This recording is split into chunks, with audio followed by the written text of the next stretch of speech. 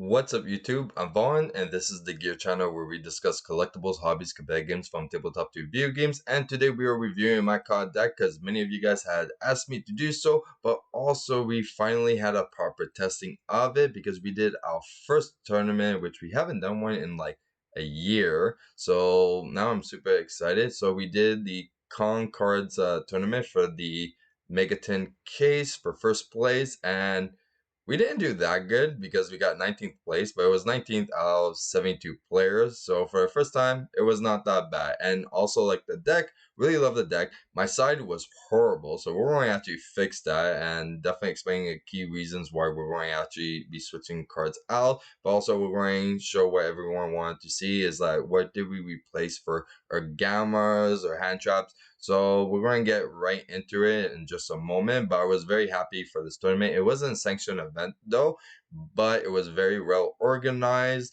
and the judges was incredible on top of it. And even for the pairing, it was very quick pace. So definitely it was a fun tournament to play in and one that really showed like how we did against other meta decks. Surprisingly, Castera was not even an issue. Like all the Castera decks that we went against, like we either 2-0 or we 2-1 them. Like it was pretty easy. I think out of all the matchup, that was the easiest decks that we played against.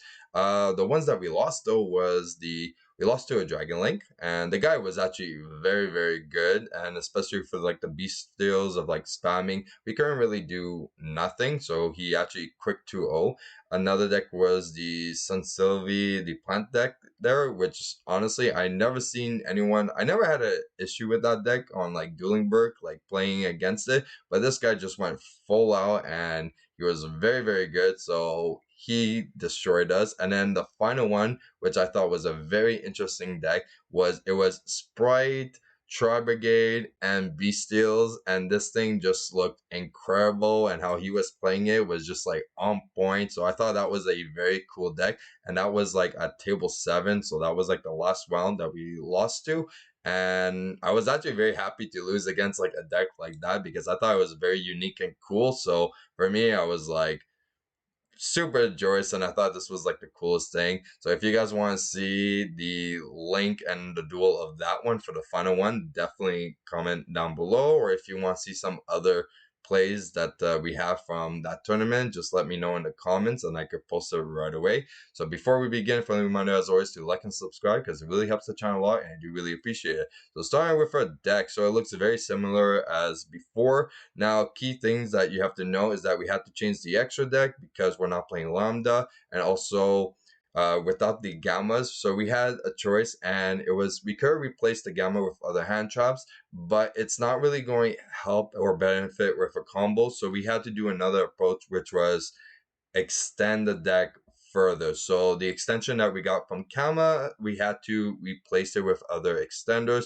So this is exactly what we did. So we actually put back the Kageto Kage at 2. It is a good card, and especially when we're against like Kashteras and other decks or even Flunneries that's doing like banishing, at least this could actually set us up decently so we're able to definitely play. And one thing that I do like about this specific build now is that it can actually play around draw. So before we were having an issue of playing around draw, now we're actually able to at least do a decent board under this specific hand trap so then we don't lose right away, or at least to like pass a turn so that on our following turn we can actually start playing some more. So Kage Tokage really helps with that. And another thing as well was we actually put in another Nocto version as well to really help speed the process and comboing and also plussing a bit. And then we did also put the Chaos Creator, so we have 2 Chaos Creator, which is really good because now we're really utilizing on Chaos Creator. So we're either doing with a play of Omega, of like spamming Omega. We could actually play this 3 times with like Chaos Creator, the normal summon, and also if we want, we could return it with Chaos Space and then just have our opponent banish the whole hand. But which could be a gamble because some decks you don't really want to banish the cards.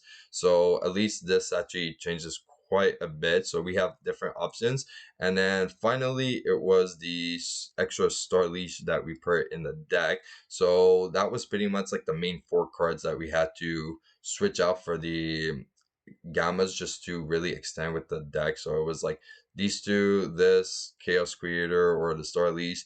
I believe there was something else that I put out, but that was like the main key difference. And yeah, also like Water Lily, like you're going to see me switch time of one or two, but now I'm set to two because especially for like grind games and follow up, this actually really helps to have a second one. For the extra deck, what we had to put in is Babushka. Babushka is amazing because usually a lot of the banishing decks they don't do that well against Babushka. Now, speaking of mine, I'm thinking more like Extra Sisters, Flunderies, even Cash sometimes, but Cash could out this with their Scale Claw because it doesn't activate the effect to attack and defense, so they could actually just attack into Babushka, which is still good because our main objection is to pass on the opponent's turn, so then it goes back to a follow-up. So if we have Babushka and it wastes the battle phase just to swing into this, at least we have a follow-up for next turn, unless if they completely lock zone us. So that was one of the key things that we had to change. Now for the side which do not follow this. So so I wanted to try something new, something like more extra deck, but there was things that didn't like. So Kaga Cowboy, it was not necessary since we're able to recycle Scarlight quite a bit because it's the same equivalent of like the Omega and it's easier to summon Scarlight on top of it. We never really needed the Gaga Cowboy, so I want to take this out. Reptilian, okay, this was actually quite a really good card. So we were actually able to actually plus quite a bit with this, especially for cash, because they have a few monsters with zero attack. So putting in an additional monster with zero attack, then we went and we were able to go and add 3 reptiles. So we were able to extend a bit with this, even though we're locked in our extra deck of only reptiles, we're able to still spam our board and just stick with like our usual Ogdoadic plays and just have those beat sticks. So very good card. Now, Alien Shockwave wasn't able to really play it, but at the same time, it wasn't a bad card. Like theory wise, like it's not a bad card because if you're ever in a tight situation, you can make this and then attack and then dead.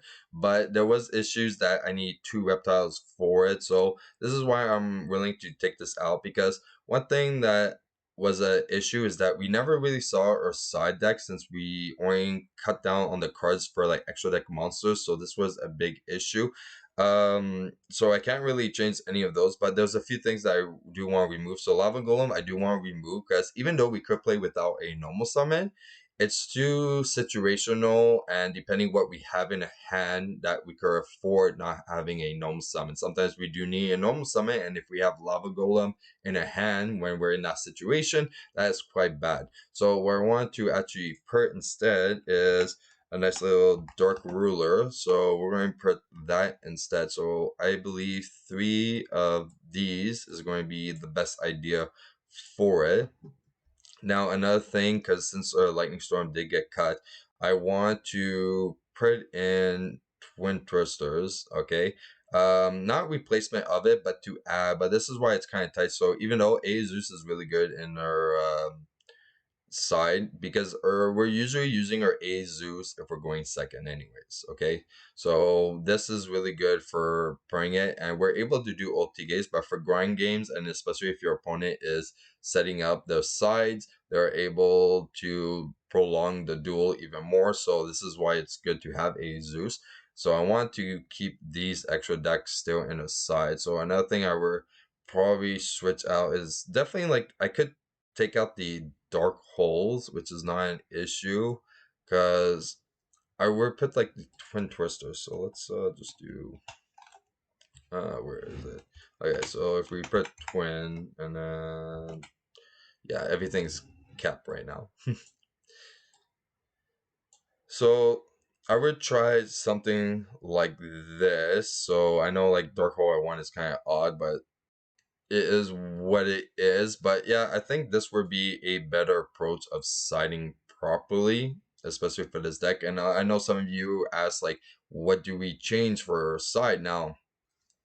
What we're going to do, because if we're planning on going second, we don't need that much extenders and we don't need that much that focuses on doing like hand looping. So we could get rid of quite a bit of hand looping. So like first off for extra deck, like Omega could actually be gone right away and then be replaced with one of those. And also, if you don't want to do like the instant fusion play as well, you could get rid of a Millennium Eyes, because the thing is that if sometimes I keep it, sometimes I don't. Now, the reason why I would keep it is that if we're going into like game three and it had no information of instant fusion or aware of this, many times people don't negate instant fusion and then we have our free negate that's like set up. But if they've seen that we activate instant fusion just for us to be prepared for like hand traps or not, then they already have that information. So as soon as we activate this, it's going to be negated. So we're going to have a dead card in the extra deck. So this is why like you're going to have to think like what information our opponent knows, what's the public knowledge that he has on us, and how is he able to prepare it. So at that point we would actually remove it. If our opponent is still playing quite a bit of hand traps or added additional ones and we're actually going first, we might actually remove this as well. So it's really situational when it comes with this. Mud Dragon I will always keep because we have the tier and it is still a possibility. Unless we're taking out the tier, then we don't need the Mud Dragon, then I would take out all of them. But another thing that we could cut down quite a bit. So Call by the Grave, if we're going second, we move it.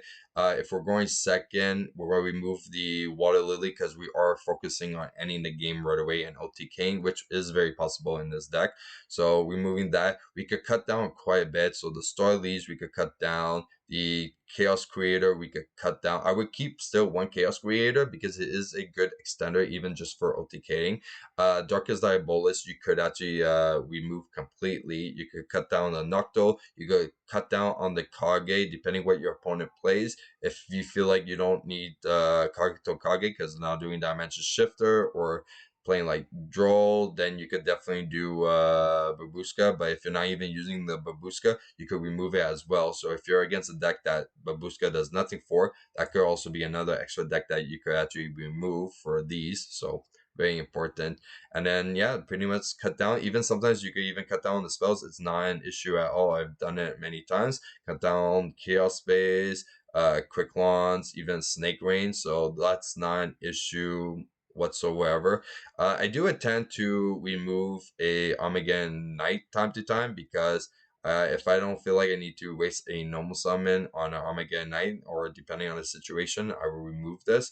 But yeah, that would be pretty much it for the side. I think this side I should have, yeah, definitely play. It was a side deck that I was experimenting with that went horribly wrong. But at the same time, at least we learned. So then our next tournament that we want to like do, and especially when we officially get like unbanned, because I'm just waiting for Konami to email me back.